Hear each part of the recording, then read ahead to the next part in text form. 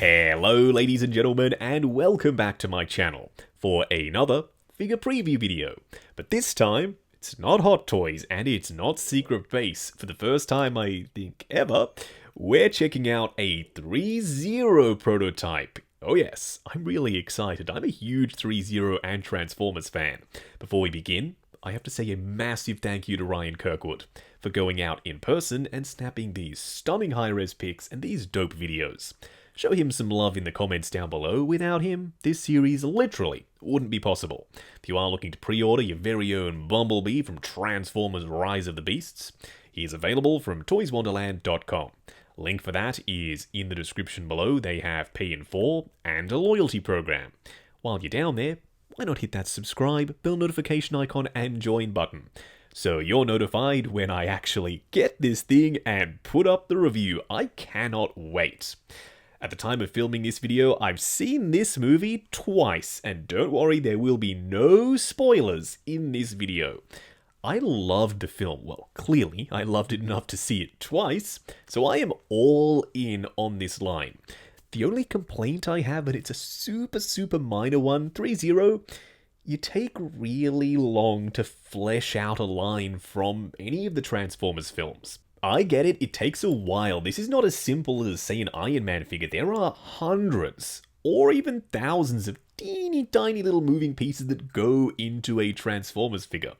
And it's not like you can just reuse the molds for another character. Bumblebee is different to Mirage, and Mirage is different to Optimus, and Optimus to RC, and on and on and on. So you do have to do brand new molds for every character. For Revenge of the Fallen, we only have Prime and Jetfire at the time of filming this. Megatron's not out yet. We also only have Blitzwing, Optimus, Soundwave, and B from the Bumblebee movie. That movie had so many beautiful character designs. They are making RC, but we need more. Specifically Wheeljack, they did my boy dirty with that design in Rise of the Beasts. Anyway, let's talk about Bumblebee. This thing is now my definitive Bumblebee. There is no two ways about it. I love the Bumblebee movie one, and normally I would be a G1 purist. The Bug all day long, the VW Beetle, that is iconic for Bumblebee. This, something about the fusion of the simplified design from Bumblebee and the Camaro from the 07 movie, it just works for me on multiple different levels. I grew up watching the VHS tapes of G1, and I grew up with the Bayverse, so it's the perfect merger. He does come with the battle mask from the Bumblebee movie version. In fact, I wouldn't be surprised if it's the same mold, and yes, LED light-up eyes that do change colors between red and blue. For those wondering, the light-up switch, the LED on and off, is the Autobot symbol on his forehead, which is a very nice touch. He does have 2 blasters, not one like the original one. The swap-out mechanism should be identical, meaning a metal pin on the metal endoskeleton that goes into the forearm. It's very secure, and that makes this guy, having a metal endoskeleton, very heavy and premium feeling. He does have some wheels on his feet. I love seeing car parts on my Transformers. Having them smooth and clean and simple, okay, it calls back to the G1 aesthetic. But having some visible car parts, it blends that with the real world look. So having the rubber tires on him, check from me, totally works. The yellow is a little bit different. It's more of a desaturated yellow. There's less dirt and grime on the surface. He's looking a little bit cleaner. Maybe Bumblebee has had a new paint job since the events of the Bumblebee movie. I think I've said Bumblebee too many times. Let's just call him B for the rest of this video.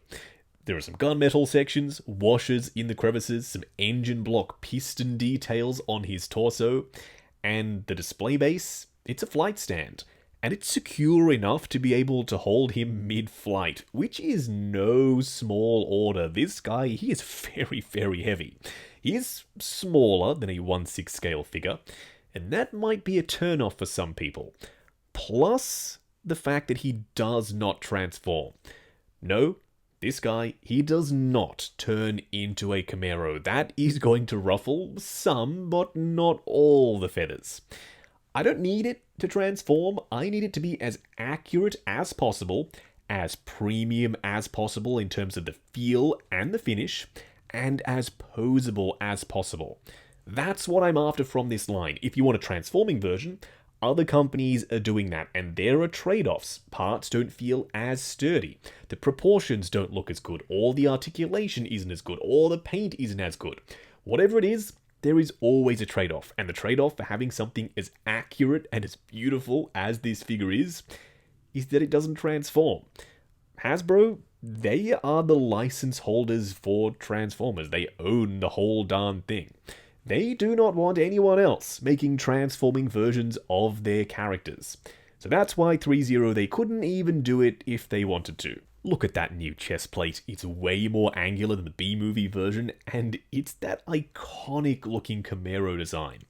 It's not identical to the 2007 Bayverse movie, yet it's close enough to, I think, pop him alongside your Revenge of the Fallen Optimus Prime. If you wanted to, you could have him in that display. He still has the back wings that split in two or collapse into one, and the face design is, and always has been, pretty darn close to the 2007 film. Now, the director of Rise of the Beasts, Stephen Capel Jr., has said this is a reboot, 100%. But one of the producers, he said that it's not a reboot, and it's in line with the continuity of the Bayverse.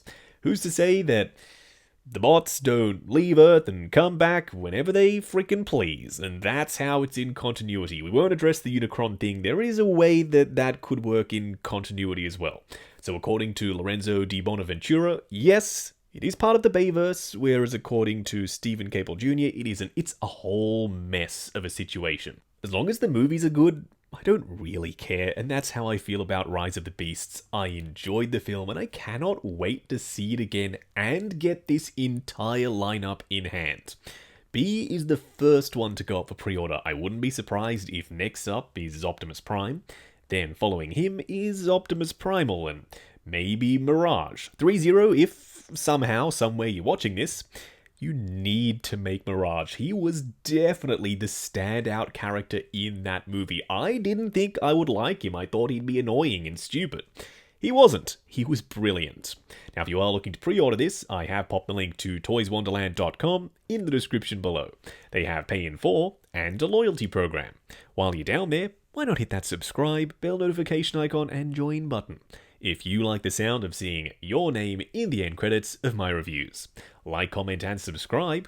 We'll catch you in the next video.